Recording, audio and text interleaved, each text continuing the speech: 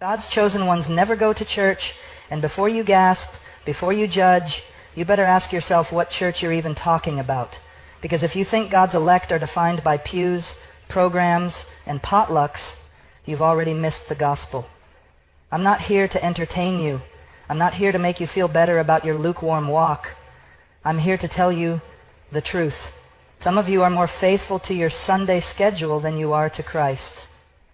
And hell will be filled with churchgoers who thought attendance was obedience. You honestly believe that going to church once or twice a week somehow makes you right with God?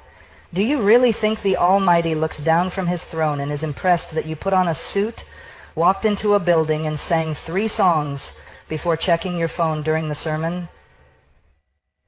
Let me tell you something that will shatter every shallow assumption you've been clinging to.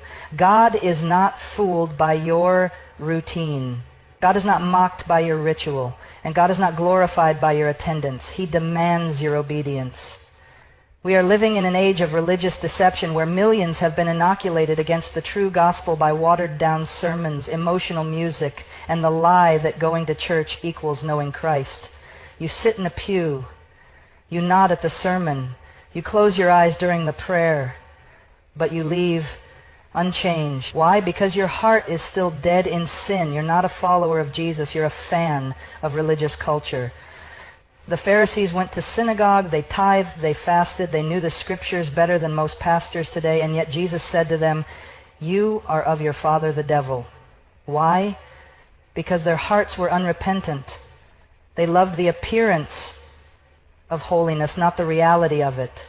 They clung to the structure but rejected the Spirit. They worshiped God with their lips, but their hearts were far from Him. Sound familiar? It is a terrifying truth that many of you have more confidence in your weekly attendance than in the finished work of Christ.